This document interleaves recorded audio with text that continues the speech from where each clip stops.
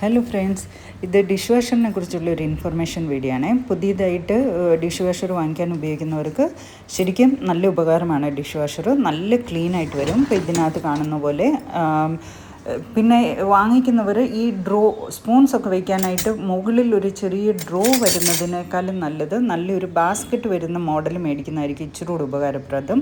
കാരണം ഇതിനകത്ത് ചെറിയ സൈസ് ഇതൊക്കെ സ്പൂണൊക്കെ വയ്ക്കാനേ പറ്റത്തുള്ളൂ.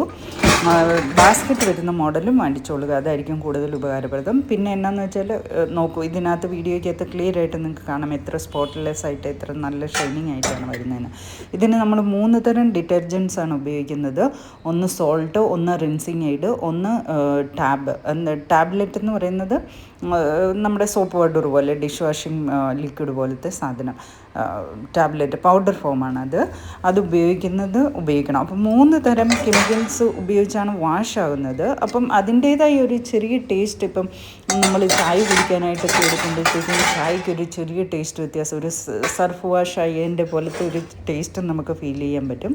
അതുപോലെ പ്ലേറ്റിനകത്താണെങ്കിലും എടുക്കുമ്പം ആ ഒരു സ്ട്രോങ് കെമിക്കൽ വാഷിൻ്റെ ഒരു ഫീലിങ്സ് ഉണ്ടാകും. അതർവൈസ് ക്ലീനിങ്ങിൻ്റെ കാര്യത്തിൽ 100% യു ക്യാൻ ട്രസ്റ്റ്.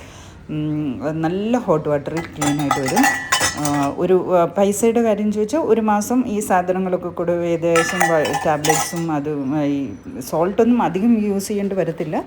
അതുകൊണ്ട് 1000 രൂപയിൽ താഴെ ആകത്തുള്ളൂ 1 മാസത്തെ ചിലവ്.